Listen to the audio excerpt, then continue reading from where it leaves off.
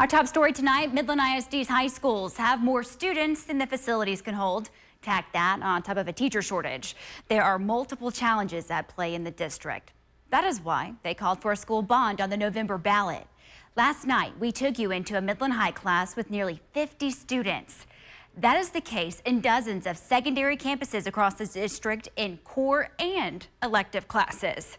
Another factor to the large classes is the fact that the district has fewer teachers, 144 fewer to be exact.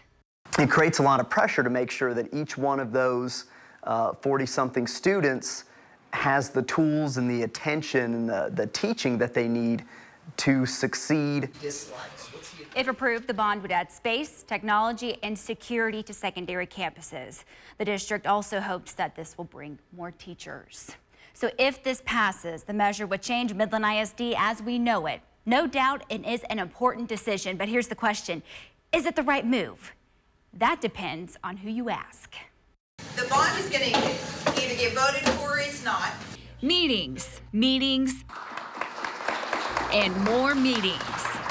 There have been a lot to get information out to the public on the bond issue. Whether for or against, the west side, you're on your own. They're held so that you can get your questions answered. Take this meeting, for example. I can't even tell you how wrong that is. It was held by a group advocating for a better bond for Midland. Everybody involved in this actually is for a bond. We want to see change. We understand that there's overcrowding issues in some of the schools. We also understand that there's security issues, definitely.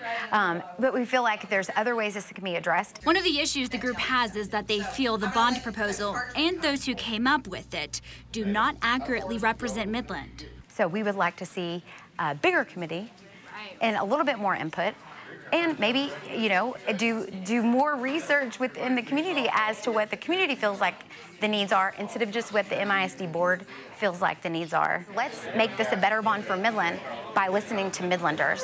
The official bond committee, made up of 39 people representing areas of Midland, met and took input from the community for a year and a half. The group says that's still not enough. And that is the whole problem with the bond. Nobody's saying it's going to take years to do this. There's a lot of great points that are already in the bond that has been proposed. So we take that, we get more community involvement. We also feel like teacher retention is a big issue, and we're not really addressing that. We're not also talking about other issues as far as failing academics that are going on within MISD. By design, a bond proposal addresses brick and mortar issues or adding more resources like technology or adding security measures. It does not address issues like teacher retention and academics. Better Bond for Midland says the district should focus on those two issues before new schools can be built. The group for the bond says that's not a fair assessment. I don't think that you can throw those two things together and say, if you do this, then we'll do this. We have to provide what is needed, what is necessary. But a school bond is a way that a community can support students and teachers. 1, 2, 3. Here's how they're trying to get that support. We could try this one. This is what every Saturday has looked like for this group of volunteers. That's called tenacity. That's what that is. They're going door to door, trying to sell the idea of changing the Midland ISD we all have known for generations. In the portable buildings. How was that conversation you just had? It was good. That's what the new Midland wants, that we're ready to grow, we're ready to change, we're ready to provide those things for our students, for our future. When people look at Midland and they see overcrowded, outdated facilities, that's not their first choice.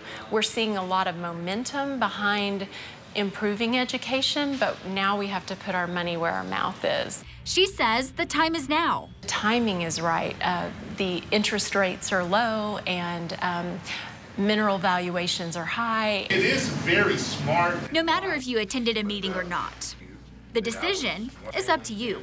There's a lot more options that need to be discussed and put on the table that we feel like fits the community as a whole, because it'll affect all of us at one point or another. Students are going to be coming to MISD and they're going to have to find places for them.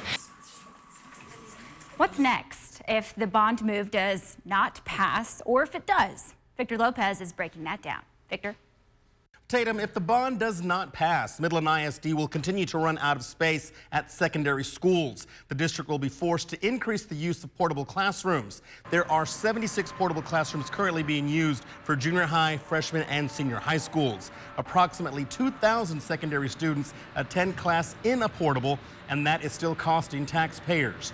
The district is paying $138,000 per year to rent a number of those portables. Now, if the bond does pass, they'll get right to work. The technology, safety, and security upgrades at all the middle schools could be implemented in about 1 year. The design of the 2 new high schools will take approximately 1 year, followed by 2 years of construction, and their opening scheduled for the start of the 2023-24 school year. Victor, thanks. A lot of you have been very vocal on this issue online. A majority of the conversation on social media centers around teachers. Take this comment, for example, Christy Chappell writing, "I don't see any money allocated towards hiring or retaining current teachers. It doesn't matter how much room we have if we can't bring teachers to the Permian Basin." Let me tell you why you don't see any efforts like that for hiring and retaining teachers in this bond.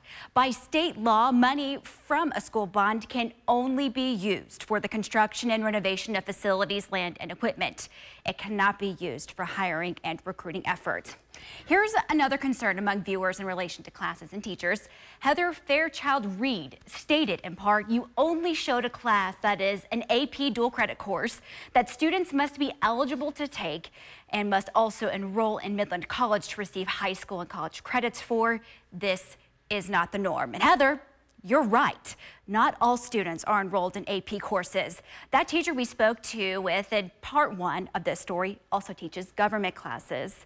He says that he has over 30 students in every single class. We also went to the district. Officials tell us that they see large rosters in a lot of classes, including core subjects. I have 2 examples for you. Here's the first. This is in chemistry. They say out of 46 traditional chemistry classes, 28 of them have at least 30 students. A similar story in English classes. We have those numbers for you too.